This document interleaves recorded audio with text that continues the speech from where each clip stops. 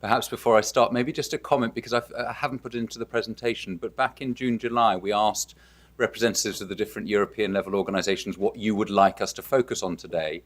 And the feedback was so rich, and we started to put together a programme where we specifically addressed each of the points that you'd raised, and actually it was about a 4 or 5 day meeting. So we decided, it's not that we haven't taken good note of the topics you put forward, but it wasn't really possible to address everything in a meeting. So we therefore changed the format to be more of a listening, suggestion, discussion format, rather than us trying to address point by point the points you raised. I just want to make that intervention so you don't think that we have, if you like, ignored the information you've sent in. We've taken very good note of it, and much of it will come up during the course of the feedback and discussions today. What I would like to do, as June said, is focus on the European level implementation, because we have complementary presentations coming afterwards with member state perspectives. So no apologies, I'm going to focus on EU level work. I'm going to remind everyone of the objectives, and particularly where we've come from and where we're going. I'm going to focus the majority of the presentation on what has been delivered in 2012, 2013, and in many instances, as Fergus said, what have become routine activities already. I want to acknowledge what remains to be done, and I think that will probably be quite a focus of the discussion and debate going through the day, and then put forward a few thoughts about how we might move forward together. Now, although this is presented differently, the content of this slide has been shown 1,000 times over recent years. It is the story of how we got to where we are in legislative terms. And the only points I'd like to make are the beginning and the end of this slide, the left-hand side and the right-hand side of this slide. And that is that the process of what has been, as June mentioned, a marathon change started in 2003, so 10 years ago now. That reflects both the momentum of public health drive behind this, that it has been sustained over 10 years, but also reflects the size of change.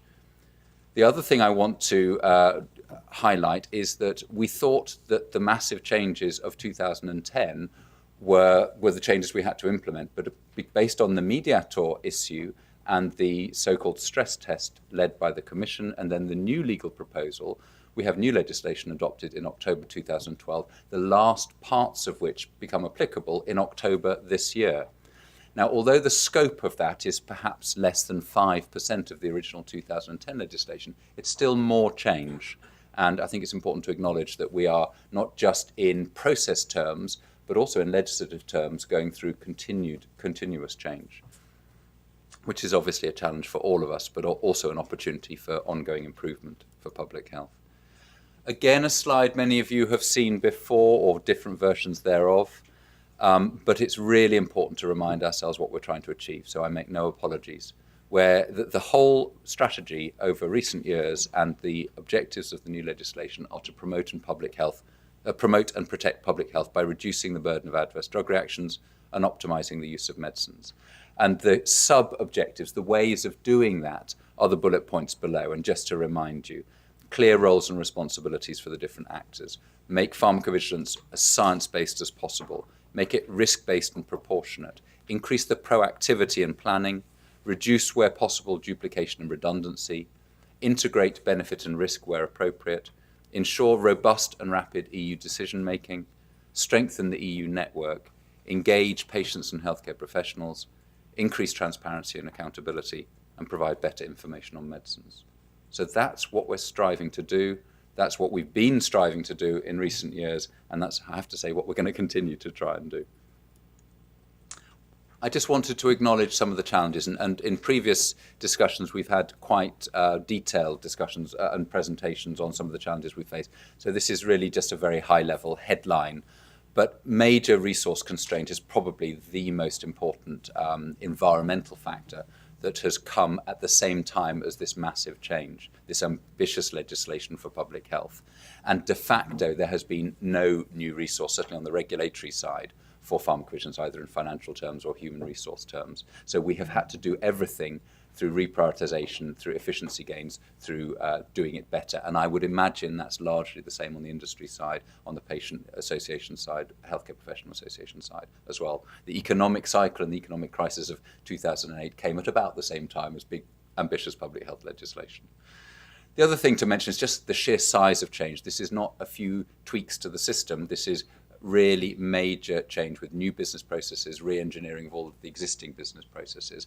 And when you have change of that size, it's clearly a challenge. You have to keep your eye on all of the balls. Or if you think of the person in the circus who spins the plates on the stick, so you've probably seen those, or the juggling, trying to keep them all in the air all of the time, and to keep everybody on board and to make sure you've communicated it and that people have understood and bought in and you've managed expectations. Just with that size of change, it is really quite a challenge. Linked to that is the fact that this isn't just post-authorization legislation looking at safety. This is peri and post-authorization legislation looking at the whole benefit risk cycle. And as previously mentioned, the number of people and the number of different groups impacted means it's really been quite a challenge. If we then just move on to some of the very regulatory implementation, and I know this largely relates to 2012, and so it's old news for some of you, but I think it's just important that we have a complete picture that before the legislation applied in July 2012, the Commission adopted its technical legal act, which gave some of the really detailed technical rules on how to do. And that focused on how industry documents its pharmacovigilance system in the pharmacovigilance system master file. What are the minimum requirements for a system? What are the minimum requirements for scrutinizing data in the vigilance database, so-called signal detection? How we use terminology and formats and standards, including for individual cases, so adverse drug reaction reports, risk management plans, periodic safety update reports, and post-authorization studies. So really important, detailed and legally binding measures which have really brought together harmonization at European level, but also at a technical level, and hugely important. Complementing and supporting that is the body of guidance, and I think this audience is now very familiar with good pharmacovigilance practices. Some people see the world in shapes, some people see it in words, some people see it in numbers, and Frank Daifuga, who put this slide together, obviously sees the world in colors. So everything is color-coded, and you can see green reflecting already adopted as final guidance, amber as public consultations have taken place, and red as under development. And the key message here is all of the core processes we have final guidance out, and in fact we're even at the stage where some of them need to be maintained and updated already based on the experience. And I think a lot of the feedback we get today, it's very timely actually, because we're starting to think now about the process, well not starting to think, we're starting to implement the process improvements and guidance changes based on the first year of experience. And that will be reflected in some of these green modules now going under further revisions over the next 6, 9, 12 months. Now, again, before we get into some of the detail of what has been achieved and what has become routine over the last 12 months, it's worth reminding ourselves of the prioritization criteria, which were used both at the end of 2011 and at the end of 2012 by the EMA Management Board to deal with this implementation of this major change project with the constraints and challenges that I mentioned earlier, particularly the resource constraints. And the driver of that has been, therefore, prioritization criteria, with the first priority going to public health activities, those that would have greatest impact on public health. Secondly, to transparency and communication. And thirdly, to the simplification activities. And those are simplification activities primarily aimed at simplification for the industry. Also, in terms of how we have organized the presentations on what's been achieved, we've built it broadly around the pharmacovigilance process, so collection of information, analysis and understanding of information, regulatory action and communication. And again, going back to our colleague Frank's seeing the world through colours, we have, in subsequent slides, a traffic light system, just to make it nice and simple, where things that we had planned to do which have not yet started are in red.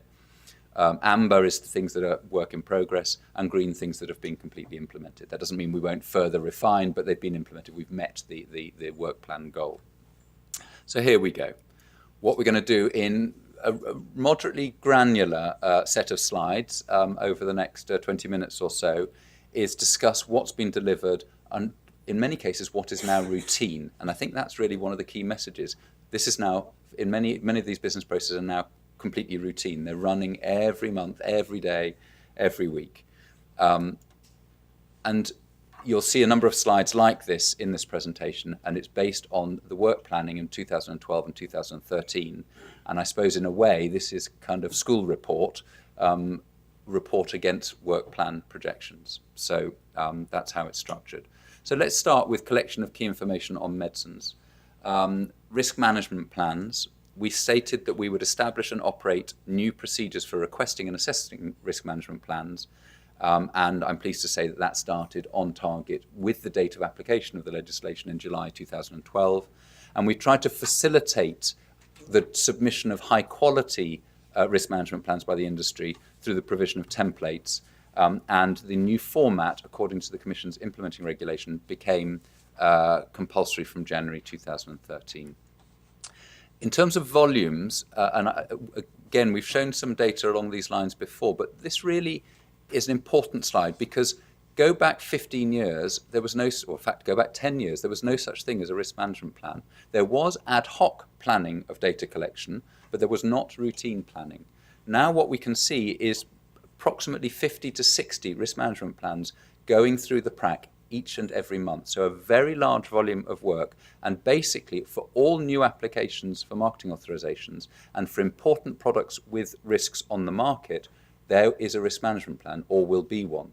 And this is a real turning around from a reactive speciality called pharmacovigilance to a proactive speciality. You might be interested just to compare the amount of pre-authorization versus post-authorization work. So blue relates to new marketing authorization applications, where the risk management plan is being scrutinized in collaboration with the CHMP, hand in hand with the CHMP. And the red reflects post-authorizations of products that are already on the market, where a risk management plan is being amended, particularly with a new indication or where there's a new risk identified. So it looks like we're coming out with a balance of about half and half, but it'll be, the trends may change over time. It'll be interesting to see. And just to say, we've done quite a lot of work to support the industry in terms of formats, in terms of how to submit high quality documents. And we've had a number of updates in terms of templates. We've also tried to be risk proportionate. In fact, tried very hard to be risk proportionate. And I'm sure there's more work to be done. But the template, for example, for risk management plans for generics is significantly less granular and requires significantly less information than for new innovative products. And risk proportionality clearly was one of the key drivers of the new legislation. Sticking with key information on medicines, but moving to different activities, this is periodic safety update reports. So the routine, regular submissions by industry of cumulative safety benefit risk reports. We stated that we would start operating the new procedures relating to centrally authorized products in 2012, and that started on time with the date of application of the legislation in July last year. We had a legal obligation to develop, maintain, and publish this list of dates for submission by drug substance, and that was delivered on time and on target in October 2012 and is updated on a monthly basis. And just for your interest, that's really a very intense piece of work that's done with us adapting to new authorizations, us adapting to changes and discussions at the PRAC based on risk concerns, changing periodicity, and lots and lots and lots of requests from industry for risk proportionate changes in the frequency of submission or changes in the dates of submission for international harmonization. It's taking up a lot of time to maintain that. But I think given the amount of resource globally actually into periodic safety update reports, that harmonization exercise, if we take a step back from it and look at all the stakeholders involved, is time well spent. So even though it's very heavy for the regulators, it means that you have one date for submission by substance, which can actually be used outside the EU as well as inside the EU. And it's very interesting to see that some of the international regulatory partners are also showing willingness to harmonise with the dates that are being published for the EU. One of the other big changes with the new legislation is the assessment of periodic safety update reports by substance, where multiple marketing authorization holders will submit on the same date their reports for products containing the same substance, so the so-called single assessment procedure, and that started in June 2013, and the first procedures are going through now. And I have to say it's quite a steep learning curve, I'm sure on the industry side, but also on the regulatory side, to make the best use of that single assessment procedure, with all of the peculiarities of looking at different dossiers from different companies in the same procedure. In terms of volumes, you can see that the total assessed by the PRAC between July and July, so the 12 months up to July, is 243 periodic safety update reports. The sort of monthly average is about 30 to 40 to 50. It's been quite variable. And that's in part because of the EURD list starting to take effect this year. Interestingly, only 16% of the conclusions from PRAC have been for labelling changes. We had anticipated that it would be much higher, but if you look across the slide from left to right, you'll see that the proportion that are resulting in changes to labelling is increasing over time. And this reflects, I think, the learnings of both industry and of the assessors and the PRAC in terms of the opportunity of assessing the PSUR to lead very rapidly, without a separate regulatory step, to labelling changes. And maybe a few other observations linked to that relating to periodic safety update reports. I think everybody is now better understanding the opportunities offered by this new procedure, particularly in terms of rapid updates to product information. It means that we can avoid having to have subsequent variations, but it also means that we get labelling changes quicker. In other words, things into the patient information leaflet for patients quicker, because there's not a two-step process here. It's one procedure that leads to a labelling change. Because it's such a radical change in procedure compared to what we had before, there's clearly further opportunities to further refine, further improve. And the starting point for regulators is that we need to be more precise when we, in our draft assessments, make proposals for action or labelling, and we need to be more precise also if there's a request for the companies during that comments phase to provide any further information. And from the industry, the key to success actually is to submit a really high quality document at the beginning with very clear proposals of your own for action if you consider particularly labelling is required. And also to use that comments phase during the procedure to de facto finalise your input into the assessment.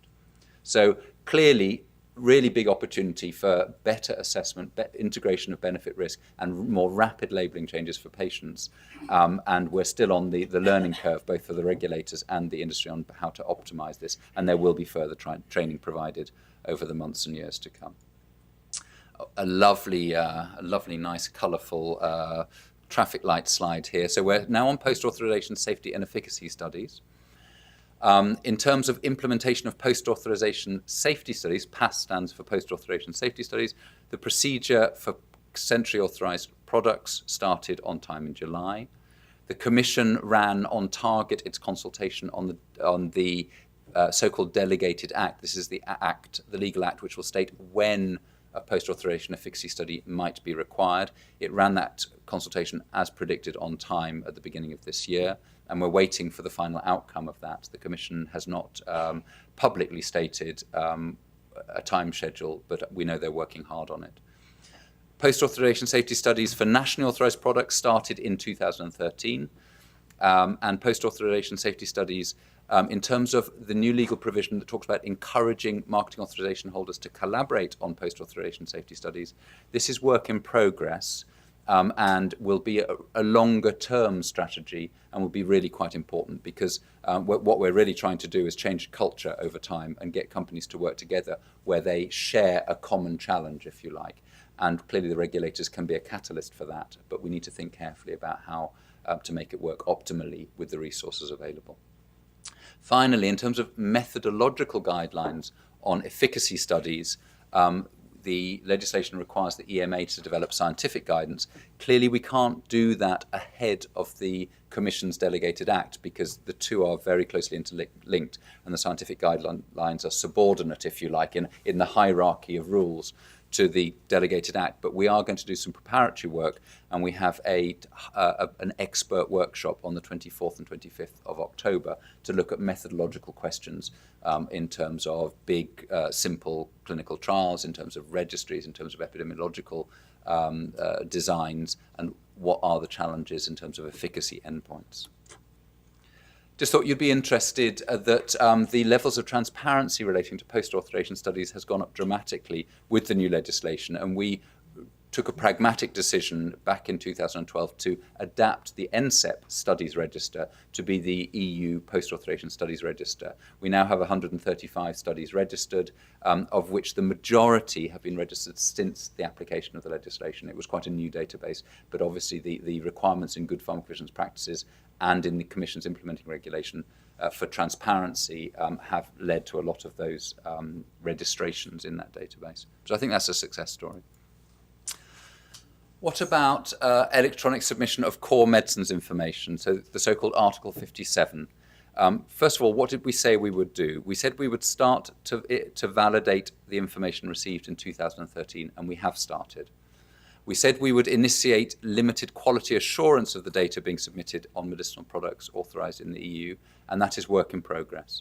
And we said that we would agree with the industry the details of the submission of varied marketing authorizations so that we can maintain these data up to date over time. And that is also work in progress. We had an important workshop with the industry back in May, and we have a further workshop in October to work through the details of moving from the initial submission of data by the industry to the maintenance of those data. Now, I know this is very abstract for many people in the room, not perhaps for the industry, but for some of the other people. What does it actually mean? This is about identifying medicinal products. So this is about the industry being required by law to submit structured information on all of the products authorized in the European Union, both nationally authorized and centrally authorized, in order for us to regulate better and take better action for public health.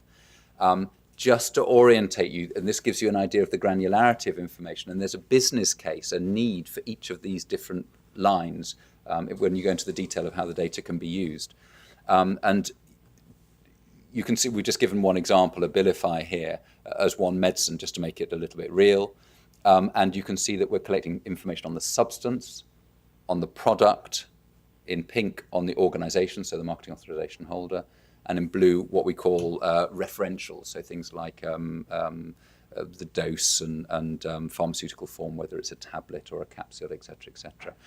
Just if you're interested in the topic, the letters S for substance, P for product, O for organization, and R for referentials, you will see many times over the years to come, the so-called SPORE, because this is the core of the agency's data architecture strategy, which is really an EU regulatory network data architecture strategy moving forward. So these are the very detailed structured information being received on products to help us regulate medicines better. Oh look, there's the S, the P, the O and the R. Talk about reinforcing the message. Just again to reiterate the business case for collecting these data, because people haven't always understood this, and certainly there has been some resistance to the workload this has created, particularly for the industry. And I think it's important to remind ourselves what the business case for collecting these information is. Firstly, by having structured, searchable, reliable data on substance, products, organizations, we can better understand and analyze the data we collect. For example, the adverse reaction reports that come in from all around the world into the Eurovigilance system, we can identify the products and the substances that are the subject of those reports. The data can support referral procedures. So when we have a referral in 6 months' time on paracetamol, we can identify all of the products and all of the companies that have a marketing authorization, have a product containing paracetamol. That's something today, when the maintenance of the system is not fully completed, we can't do without asking each of the individual member states for the information. So it will hugely facilitate the conduct of safety reviews within the European Union. It will also allow us to provide information to the marketing authorization holders in the context of those safety assessments, because we'll easily, by a quick search of the database, be able to identify all the relevant companies and their contact details to send them information updates on when they need to submit information for the review, etc. It should facilitate pharmacovigilance inspections, and in the longer term, the idea is that this information will be enriched in compliance with the new ISO standard, and that includes manufacturing information. And the important thing there is that what it will allow us to do will be to focus our attention and clearly identify when a quality defect or a counterfeit issue links to a particular product, rather than just saying that all products containing substance X might be implicated. And these sort of data, which includes manufacturing, will also be very helpful in that context. Also in terms of communication, the business case for Article 57 is very powerful. You'll be aware of the European Medicines web portal, which is still in its design phase. But if we have a reliable European database of substances and products, it'll allow citizens to search reliably for all human medicines authorized in the EU on that website. Clearly very important from a user perspective. It'll allow us to, it'll support the publication of the list, the very regulatory list that we have to produce as, for example, for work sharing, additional monitoring, the periodic safety update list, as well as lists of withdrawn products. And it will also facilitate access to EudraVigilance data, both proactively publishing the data in an organized, logical, substance-based or product-based way, but also responding to inquiries from citizens where they're asking for data from the database, if we can accurately and precisely answer their questions based on good structured information. Finally, there's a very powerful business case in terms of exchanging data in standard formats based on ISO agreements with our international partners. So that was a bit of a long and perhaps disproportionate focus on Article 57, but I think it's really important that we don't forget what it's there for, because it's work in progress. It requires a lot of hard work from many, many different stakeholders, and we need to keep the momentum going for full delivery over the next year or so. Just to give you an idea of the quantities of volumes of data, since, or by the 23rd of September this year, we had received 443,000 medicinal product entries. And it's very interesting. We were trying to estimate how many products there were on the European market, and there's no definitive number, but we had estimated about 500,000. And it would appear that that estimate was not far off.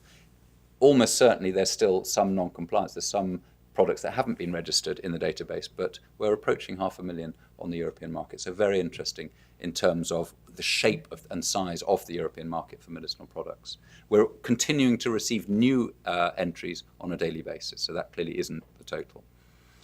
I'm not going to go into the detail of the discussions on moving to the maintenance phase, but just to say that reliability of the data and making sure that it's accurate data is critical, because we're going to be basing regulatory decisions as well as drug safety monitoring on it. And in the longer term, we need full quality assurance built into the overall process, as well as supplemented by sort of ex post control, so quality control, if you like. In the short to medium terms, we already have some quality assurance built into the system, and I won't go through the bullet points at the bottom, but for those of you who are involved, you'll be familiar with the fact that already with the data entry that the industry is doing, there's some quality assurance built in. Just to mention that we have already started the quality assurance work and quality control work in the context of substances, and there are two key aspects of this. Firstly, deduplication of the substance names, and secondly, completion of the substance information content. So rather than just one word of a substance, then the additional information that tells you that is needed, the structured information that's needed to really know what that substance is. The current focus is on deduplication, so that we can then make the structured lists available to the industry for the further submission of data, which should drive up quality. And in terms of next steps, I mentioned earlier there will be a further detailed technical meeting with the industry on the 23rd of October, and we will make public the outcome of that meeting for all stakeholders to see.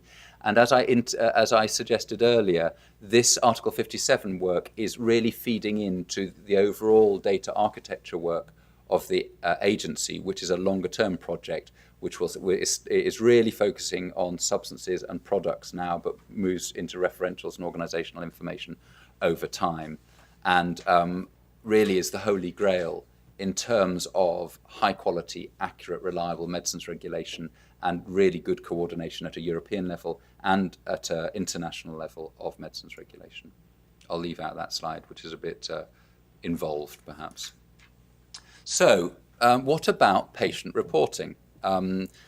so moving from the highly technical to the very, very clinical, if you like, and the very relevant to all citizens. We said that we would cooperate with the member states in 2012 to provide information to patients on direct reporting, and it was agreed in 2012 that the focus of that would be on core data fields that would be included in all of the member state forms for reporting adverse reactions, and that was delivered in June last year. We have this year stated that we will develop guidance, so-called guidance for patient reporting that can be used by the member states, and that work is in progress. And the idea is, rather than detailed guidance in the regulatory sense, it will be more information to support patients and perhaps healthcare professionals in terms of what to report, how to report, etc. And the idea would be to make that available in all European languages, and then the member states can use that as they will, if you like.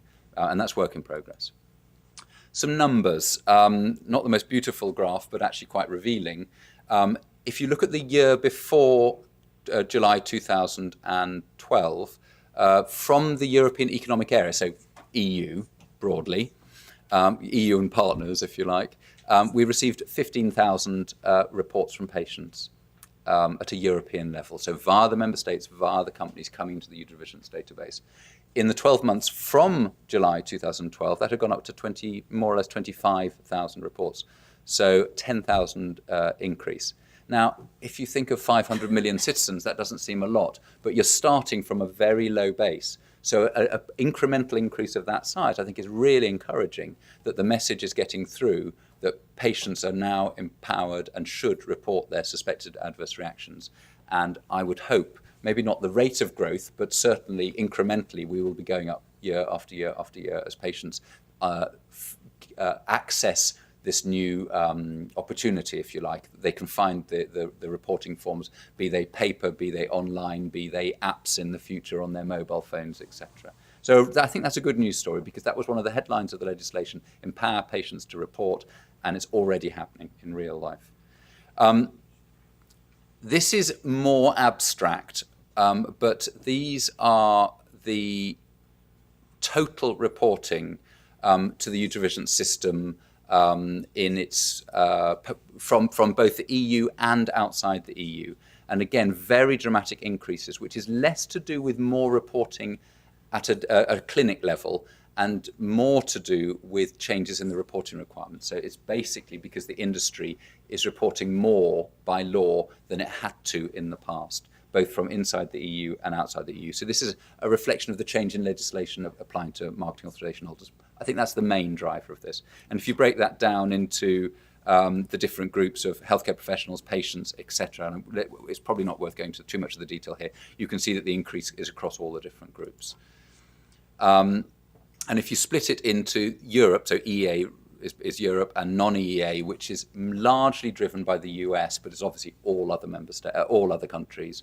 But the biggest number is US. You'll see that the more dramatic increase is actually from outside the EU. But again, that's not necessarily because there is more reporting by doctors, pharmacists, patients. It's because the rules on what industry has to submit to the regulators has changed. So it's that we're sharing more information rather than there's actually more reporting. So we're still collecting information, you'll be pleased to hear.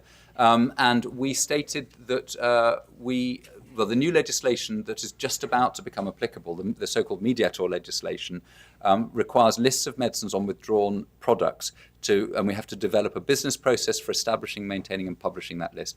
And that has been established, and we have posted forms for the industry to inform on withdrawal of their products. In terms of Eurovigilance and signal detection, I'm not going to spend too much time on this because I think a lot of this will come out during the discussion later on. But in terms of new signal detection processes for centrally authorised products, that started on time in 2012. In terms of supporting the member states in operating signal detection for nationally authorised products, again, started in 2012. The first work sharing list between the member states published in October 2012. In terms of the signal management process running through the PRAC, the Pharmacovigilance Risk Assessment Committee, that started with the first discussions in September 2012. In terms of maintaining the data in Eurovigilance and maintaining the systems, that's gone on as planned. And in terms of web publishing of adverse reaction data, we've published the first data in May 2012. And finally, in terms of analyses from divisions to support nationally authorized products, which we committed to as an agency for 2013, that has started, and we're working very closely with the member states in terms of data analysis. So green, green, green, green, green, green, green, delivered and on time. Just a quick reflection, one slide on an area which gets very little attention but is actually hugely important in terms of safety monitoring, and that is the quality of data in the Vigilance database. And we've been working with a service provider called Kynaps, and this organization so-called recodes the substance and products names in the adverse reaction reports to make them recognizable by the computer. And also, if there are duplicate reports, so the same adverse reaction in the same patient has been sent in by two organizations, for example, it will detect, the service provider detects that and merges the reports in the system. And just to give you an idea of, and the third area is reviewing the quality of the data sent in by a particular organization, be it industry or regulator, and then providing feedback to that sender to drive up the quality.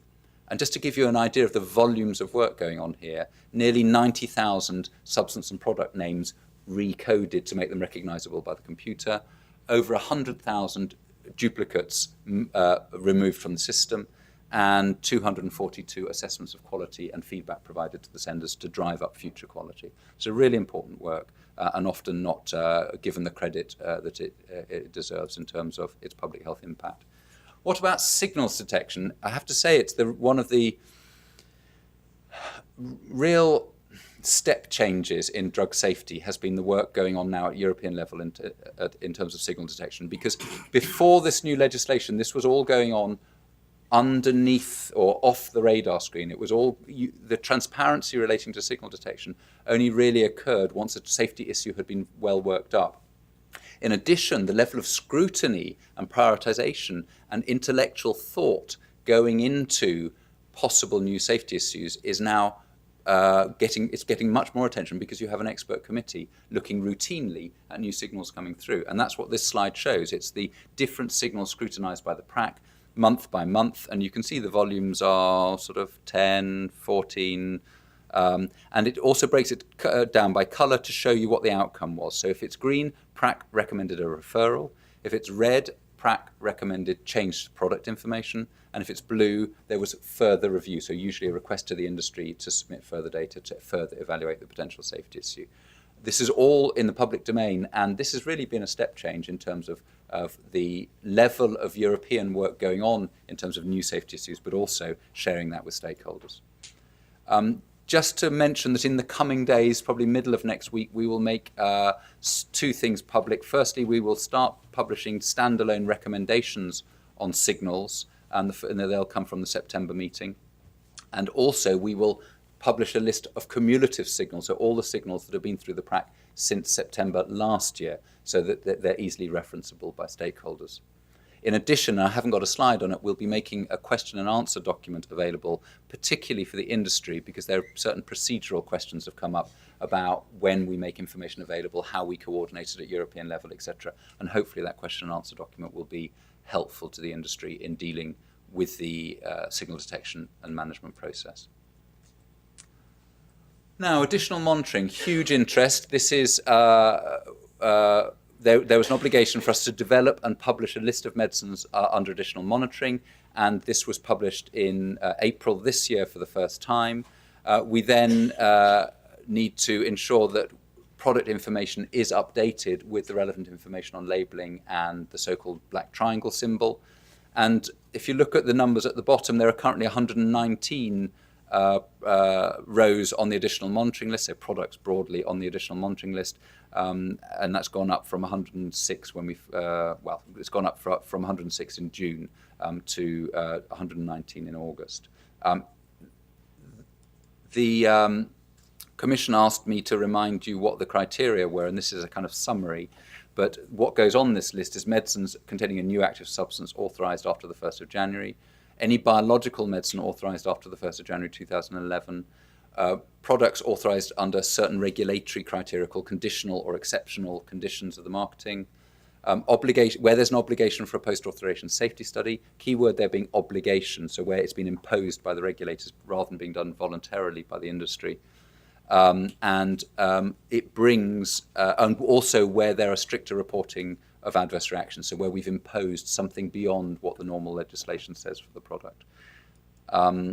You'll be familiar with the black triangle symbol. We've shown this to you in previous meetings. And there's also, for these products, there's specific wording in the product information that explains that they are under additional monitoring and encourages reporting of all suspected adverse drug reactions. I think on your desks you have this information that I show in the slide here, but on the 1st of October, we will be making available to the member states, but also on the website, information sheets on additional monitoring and the black triangle symbol. And the idea is that the member states can use this as they wish, if you like, to make a common understanding amongst healthcare professionals and patients across Europe on what this new tool for highlighting the need to report suspected adverse drug reactions means. In addition to these fact sheets that you've got, there are also videos which will be in multiple languages. So we hope that will support patients and healthcare professionals in understanding this new tool.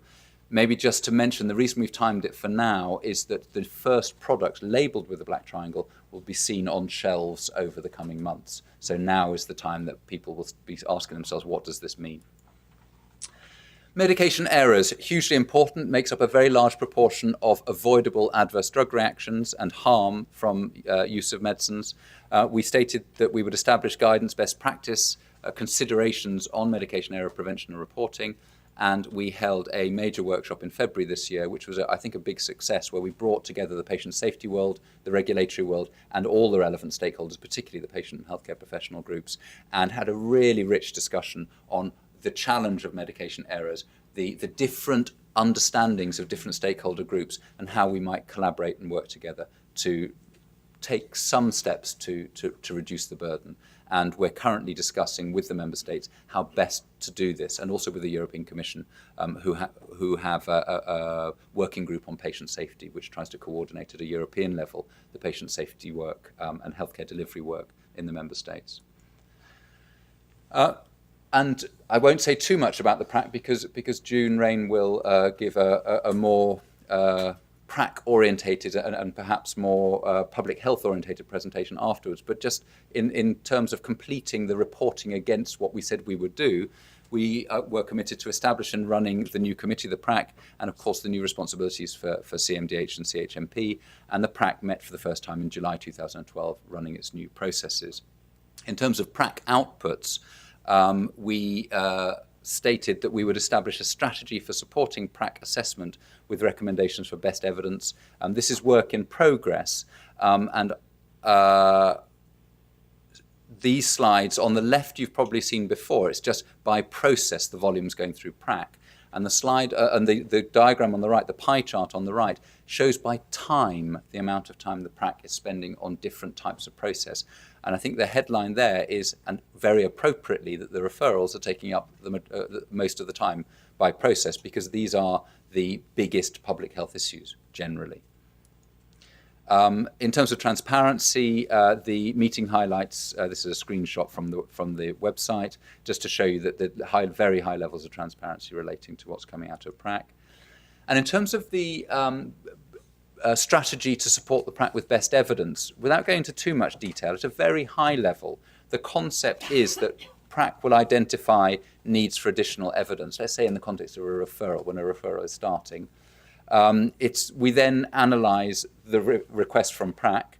It may be that further analyses can be done either by the EMA or by one of the member states, or potentially by an academic group. The results are then provided to the PRAC in the context of the assessment, and they go into the regulatory assessment, may or may not lead to regulatory action, the communication, effectiveness of the risk minimisation action.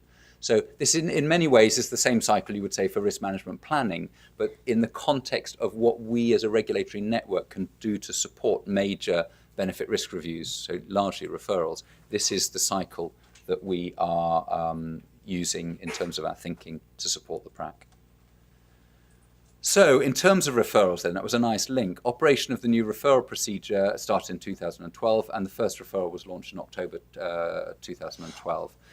We have to redesign the referral procedures based on the new mediator legislation, and that's been done, and questions and answers and further information will be made public over the coming months to make sure everybody has the full understanding and a deep understanding of how these new procedures will work. A few numbers. This is referrals started and finalised through the PRAC. And maybe just to highlight that 21 started, 9 finalised. And interestingly, 6 of these procedures had an ad hoc expert group to enrich the particularly clinical input into the assessment and then subsequent decision making. I won't go through this slide, but this just lists the different referrals that have been finalised, and those of you who follow the work of the agency and the PRAC will be familiar with the different issues. But one thing I do want to highlight is the time. If you go back pre-new legislation, particularly for Article 31 referrals, the standard drug safety referral, these often took well over a year from start of referral to finish. And the numbers now are 1 to 8 for these finalised referrals so far, is that they're being finalised to CHMP or CMDH opinion in 1 to 8 months. So much more rapid decision making on important drug safety issues. And that, I have to say, is probably, for me, the highlight of the new legislation, because decision making is faster labelling, it's faster contraindications, it's faster product withdrawals, it's suffering prevented, it's lives saved. A couple of observations on the referrals. Overall positive experience with, interestingly, a high acceptance rate by CHMP and CMDH of PRAC outcomes. There was a lot of debate at the beginning of the implementation that creating the PRAC would create constant conflict with the existing committee structure, and there would be huge media debates playing the PRAC off against the CMDH. It hasn't happened. The CMDH and CHMP have followed the PRAC recommendations in all cases for both referrals and periodic safety update reports, and there's just been a couple of minor changes to wording in a couple of the referrals. And so that's a real success story in terms of, and I think reflects the very high quality of the recommendations coming out of the PRAC based on high quality assessments. There's been full compliance with the legal deadlines. We've had shorter scientific review process for Article 31. And there's also been a very good collaboration at scientific and procedural level within the network, and I think with the industry as well, generally. We do need to keep our eye on the ball, and there are opportunities for improvement. And there is discussion on how to optimally use referrals and which procedure to use and when for public health. There's a high workload, and the European network, we can work smarter, and we will strive to work smarter, but the capacity to take more and more and more referrals is limited. So we need to think carefully about that. And in terms of moving forward, there's a need to continue to comply with existing communication platforms between the member states and the EMA so that we know what's coming. We're having discussions to optimise the use of the referrals going forward. And ideally, we can do workload planning for important but not urgent referrals. I won't go through this slide, but these are the ongoing procedures. Maybe you can look at it at your leisure, where you'll see recommendations of the PRAC coming out over the months to come. Nearly done. What about regulatory action to safeguard public health? We said we would develop and implement revised process for the coordination of pharmacovigilance inspections, and the GVP and the implementing regulations are all there. There's ongoing work to do with detailed procedural documents which will be made available in the months to come. So that's nearly work done. In terms of communication with stakeholders, the publication of agendas, minutes, assessments, approvals, recommendations and opinions of the PRAC started in July 2012, so full compliance. And we are on track to start publishing for the CHMP by the end of this year, which is what is in line with our work plan. So the CHMP and CMDH pharmacovigilance activities will also be fully transparent. Just a few facts to remind you. The agenda of the PRAC is published on day 1 of the meeting. The meeting highlights on the Friday of the meeting. For safety referrals, again, the announcements are published on the Friday of the PRAC week, and the minutes are published the month following the meeting, following their adoption, in fact. So 1 month after the actual meeting they relate to. And in terms of communication with stakeholders, the coordination of announcements and safety on safety issues between EMA and member states has worked very well. It's a very collaborative and successful procedure, and it started in July 2012, building on a pretty firm foundation, actually. And these are just two Dear Healthcare Professional letters from earlier in the year, but this is working well. Public hearings, huge interest. We said in 2012 and 13 we would develop the criteria and the concept for public hearings, and largely that's been done. We are going to consult publicly. Certainly the plan is to consult publicly, and hopefully that will happen before the end of the year. That's not an absolute promise, but we will consult publicly on rules of procedure modalities for public hearings. It won't occur. A public hearing won't occur in 2013 because we need those rules of procedure finalised before we embark on that. So it's likely to be 2014 before we actually have the first public hearing. Also, in terms of communication, risk management plan summaries, we said we would agree the modalities, and I won't go through this, but we're going to start publishing for centrally authorised products now. Some of the member states have already started for risk management plan summaries for the nationally authorised products, and the modalities, how to do it, the format to do it, has all been agreed many months ago within the regulatory network. And just maybe to mention the web portal, we said we would initiate the research and design work this year, and we have initiated the research and design work, but actually that design is ongoing.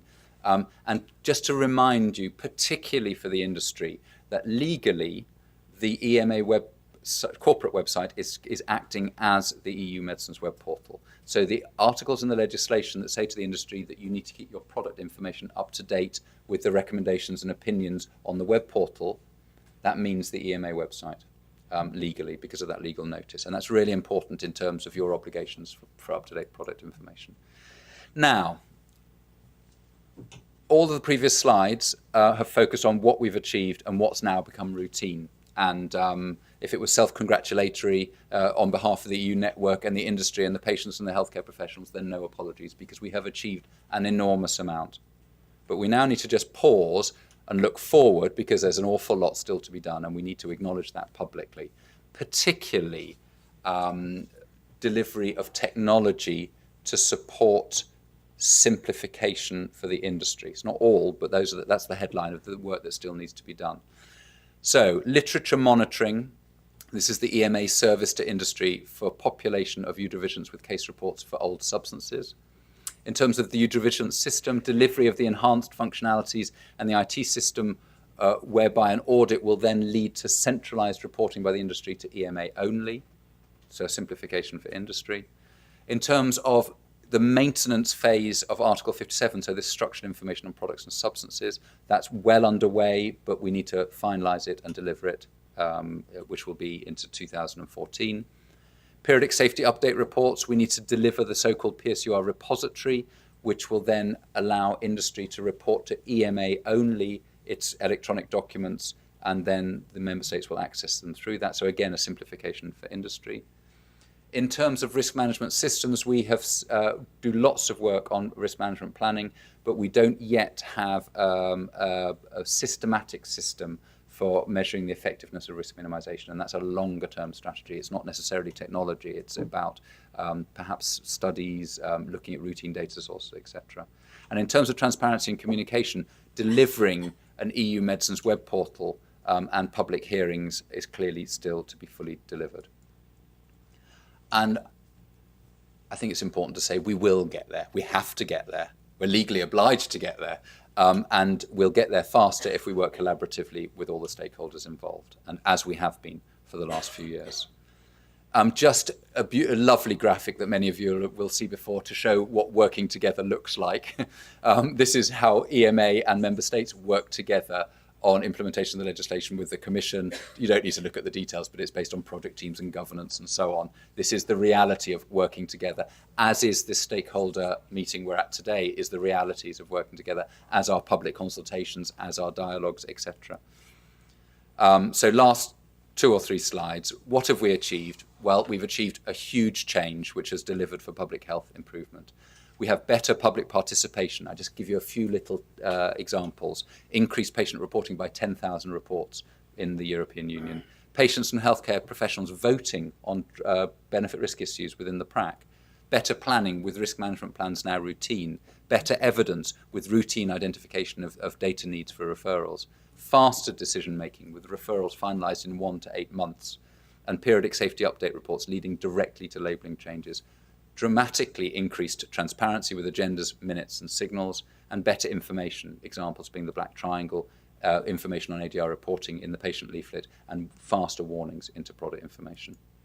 There's still much to do, so further simplifications in terms of further improving the processes already implemented, centralised ADR reporting, centralised PSURS reporting, and literature monitoring for the industry, and then full delivery of the EU Medicines web portal. And as I said before, we will get there and we will work collaboratively. And finally, conclusions. Major change has been delivered, and it's been based on collaboration, consultation, but also concentration, because we've had to remain very focused on our priorities. Public health has been improved with better evidence, faster decisions and labelling, greater transparency, and greater participation and empowerment. So it was a long presentation, it was a dense presentation, but that was your annual school report. Thank you very much indeed.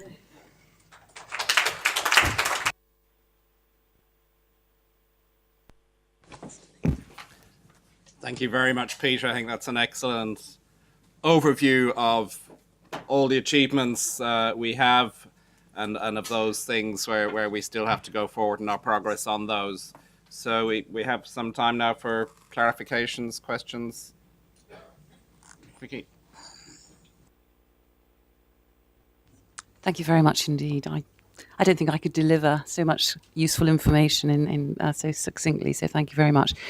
I may have missed something, but as I recall, one of the original proposals from the Commission was that there was going to be an overhaul and a review of the labelling SPC and pill. Peter, you didn't mention that, and as I say, I may have missed it, but I don't recall anything about where we are with that particular initiative, because it's clearly needed.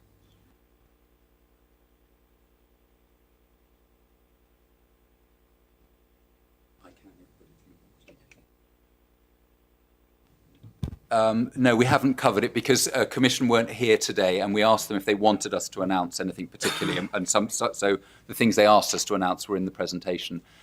Clearly, there is an obligation on the Commission to make a report. EMA has collaborated with the Commission, as have a number of the member states, in terms of the experience so far with product information.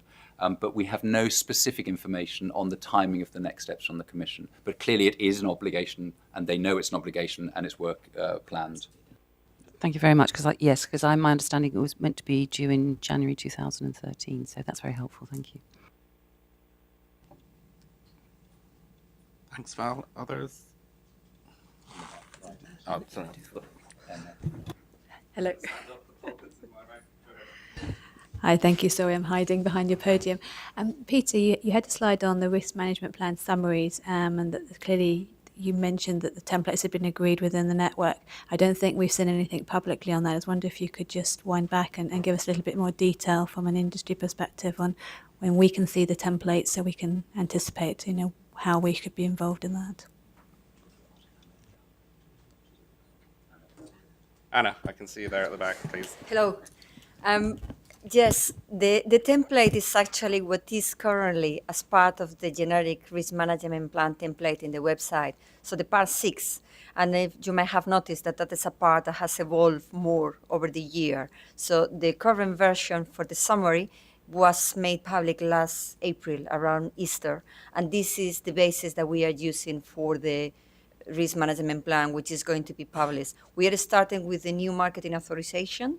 And the major change is that now we have put quite a strong number of words limits in some key sections, because we really want it to be a summary that then is easily translated into lay language. So it should come already into quite accessible language and in a reduced amount of information. And what we do with that internally is, after all the changes that may result over the discussions in CHMP and PRAC, then when we have the final version, we actually have an internal quick look for consistency and for making sure that the language is accessible for patients and for the general public, which is the intention. It's not a different template. It's the part 6 of the current risk management template.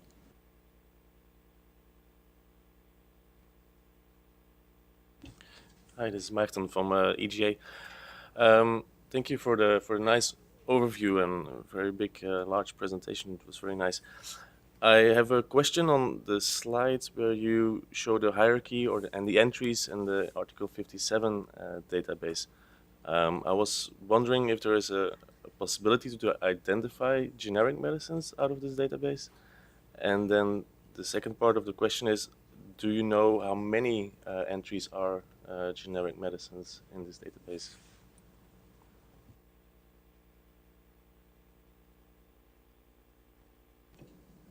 At the moment in the database, we can identify generics based on the correct submission of some information there, because of the name of the generic, there is some specific rule on how to fill some particular element in the structure, and therefore we can infer which product is a generic or not. There is not a specific flag yet in the database. And therefore we can infer the number of generic products that are in the dictionary, but I don't have the statistics with me at the moment.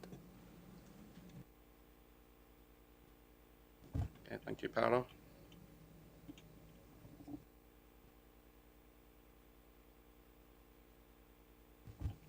Other questions, please? Yes, I'm Lina Bujarmaniania from European Federation of Allergy and Rare Diseases Patient Associations. Congratulations with the great work done. It's really a lot of information we received today. But I'm a little bit concerned about information to public about additional monitoring, about translations. Because when I come from Lithuania myself, and when I look at the translation of fact sheet, I'm not happy with the language. And I think because it's not lay language, and I think that referring to national institution for regulation of medicines, it's referring to nothing, because no members of public, they don't know what is national institution for regulation of medicines. I think we have to rethink the wording in translations to maybe to discuss. National authorities should discuss it with patient organizations, how to better translate it to languages. I think that's certainly useful feedback always when we have translations. They have to also be meaningful in the lay context and in the context of the individual countries. Colleagues from Medical Information, do you want to comment? Thank you very much, Lina, for the comment. And it's important that we have that feedback so that we can then look into it, because there has been involvement on the key messages and the overall development of the leaflet, but we need to look into aspects of the translations, because if we are not aware, we can't really then liaise with the national competent authorities. So it's very good that we have that feedback, which then we can internally look into it. So thank you very much for that. We will look into it. Thank you.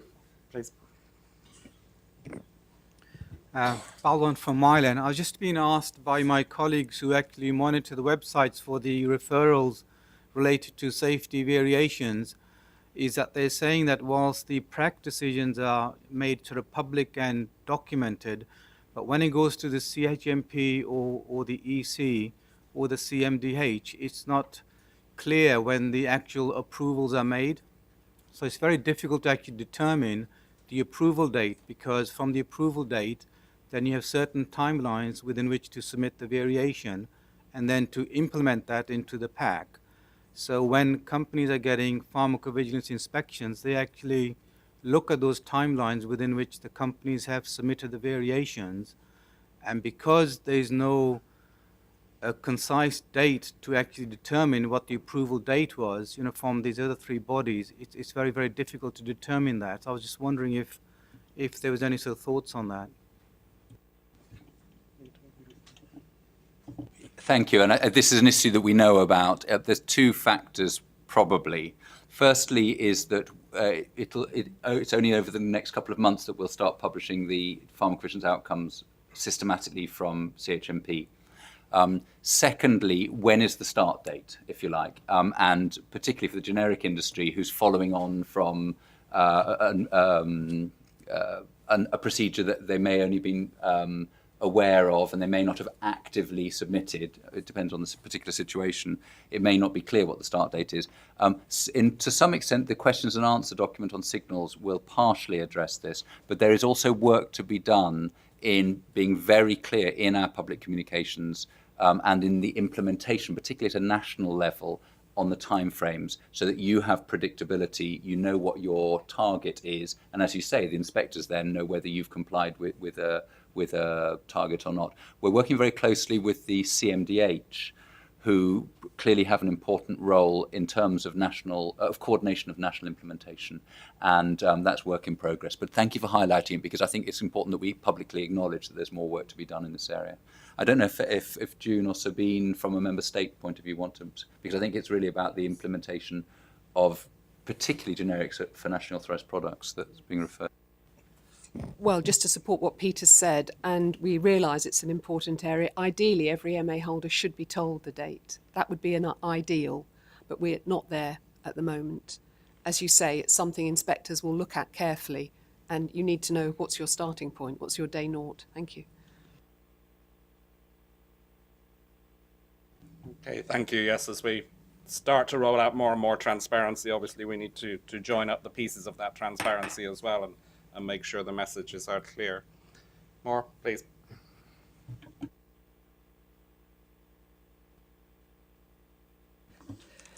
Janet Hornbury from MSD. I had a question really on the simple endpoint studies that Peter mentioned. How are we interdigitating with the evolving EU clinical trials directive in this space? Because one of the more confusing things about these trials is it interventional or is it non-interventional? No, I think that's clearly a discussion which comes back again and again. I think at the moment we work with the existing legislation, obviously, and the interpretations of that. Within the clinical trial regulation, there are a number of concepts, the low intervention trial in particular being relevant here. Those discussions, you've seen the ENVI reports with their proposed amendments, which cover all sorts of parts of the regulation. The discussions are going on and becoming increasingly mature, if I can say, towards finalisation in Council. So we'll really have to see how the co-decision affects those parts of the regulation and understand what the final text is, and then look at the interface between the two sets of legislation. But there is an understanding in the Council and with the Commission and the Parliament of the need to get the two to meet in an understandable way. So it's quite how that balances out, I think, is something we still have to see. Yes, please, June. Well, I could just add that the Pharmacovigilance Risk Assessment Committee obviously has this very much in mind. We have an obligation when we're looking at a study protocol to ask, could it be a clinical trial? And really the thrust is to make sure that we keep to the non-interventional, if at all possible, knowing that the additional resource requirements and so forth of going through the clinical trial route are really very considerable and pose delays. So please be reassured it's very much in our minds.